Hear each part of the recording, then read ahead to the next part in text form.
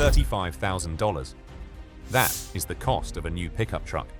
It is also the cost of the drone that forced the United States military to rethink everything it believed about modern warfare. In December 2025, the Pentagon deployed a new weapon to the Middle East called Lucas.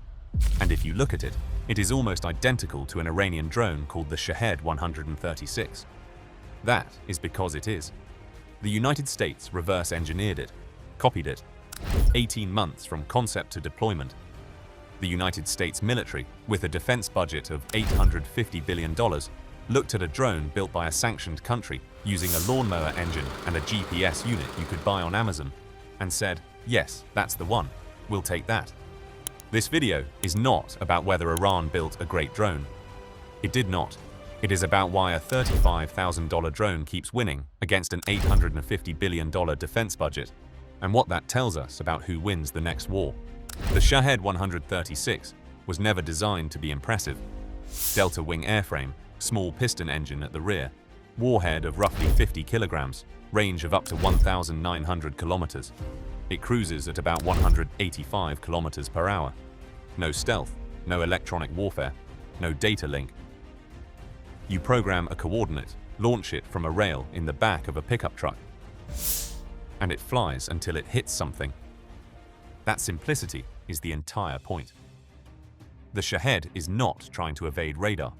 It is trying to overwhelm defenses through volume. Make it cheap enough to launch in swarms and let the math do the work. Analysts describe it as unsophisticated. No stealth coating. No radar-absorbing materials. It flies at roughly the speed of a commuter prop plane. It is, by every technical measure, unimpressive.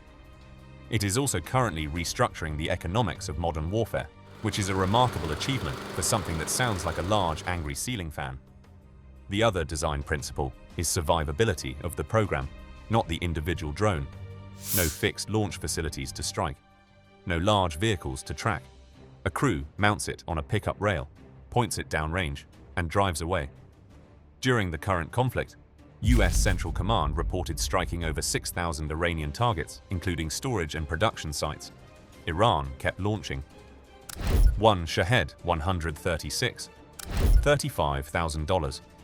One Patriot PACAR-3 MSE Interceptor, $4 million, a cost ratio of roughly 100 to 1 in favor of the attacker. And the drone does not need to hit anything to win that exchange. Every time a defender fires a $4 million missile at a $35,000 drone, Iran wins that transaction. Iran spends $35,000. The Gulf state spends $4 million to stop it. The drone does not even have to hit anything. It just has to exist, which it is extremely good at. Analysts at CSIS describe Iran's strategy plainly: not to destroy enemy air defenses, but to exhaust them. Every interceptor spent on a Shahed is one unavailable for the ballistic missiles that follow. Gulf state Patriot stockpiles are measured in weeks at current burn rates. The ramp to replace them does not reach full capacity until 2030. The US balance sheet is equally uncomfortable. The Pentagon reportedly fired around 400 Tomahawk cruise missiles in the opening weeks of the current conflict, roughly 10% of its total inventory, at a cost of approximately $800 million. The US produces about 100 Tomahawks per year. That same $800 million would have purchased 23,000 Lucas drones. Iran did not just build a drone, it built a template. And Russia took that template to the one place Iran never could: true industrial scale. At the Alabuga Special Economic Zone in Tatarstan, Russia mass produces its own version, designated the Geran 2. Over 38,000 launched at Ukraine in 2025 alone, more than 5,000 in September of that year. Russia's stated production target for 2026, 1,000 Geran 2 drones per day. That is 365,000 per year. Russia is aiming to produce 1,000 of these per day. For context, the United States produces approximately 100 Tomahawk cruise missiles per year.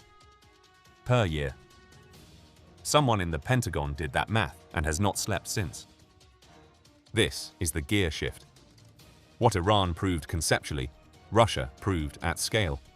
And what Russia proved at scale, every military planner on the planet is now studying. The war of attrition is no longer decided by who has the best weapon. It is decided by who can build faster than the other side can shoot. Ukraine, under existential pressure, built its own answer. Its Sting Interceptor drone costs approximately $2,000, produced at over $10,000 per month. Not a Patriot. Not an F-16.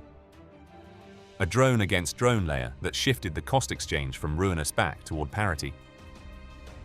Here is the thing about Lucas. The US built it in 18 months by reverse engineering Iranian technology. That fact, which should be embarrassing, is actually the most encouraging development in this story. It means the Pentagon finally understood the problem. The era of precision dominance is not over. $130 million Global Hawks, $16 million Reapers, none of that becomes irrelevant. But it is no longer sufficient on its own. High tech wins the engagement. High volume wins the attrition. And in a sustained conflict, attrition is the war. The good news for the US is it recognized the problem. The less good news is the solution involves reverse engineering the other guy's homework. In 1991, the Gulf War told the world that advanced technology makes war precise. Smart bombs, stealth aircraft, surgical strikes. The US built 30 years of procurement doctrine around that lesson. In 2026, Iran is teaching a harder one. Precision will now be mass-produced, and the countries that figure out how to build more, faster, cheaper, and sustain that rate under fire. Those are the countries that shape what comes next. So here is the question the Shahed actually asked. If the real arms race is now about manufacturing throughput rather than platform sophistication, which side is actually winning it? And is the US moving fast enough to find out before the answer becomes obvious in the worst possible way? The US has the most advanced military in history. It also just copied a $35,000 drone built by a sanctioned state. Does that make you more confident in American adaptability? Or more worried about how far behind the production curve it already is? Tell us in the comments. Go check out one of our other videos. Remember to like, subscribe, and hit that notification bell. Until the next one, over and out.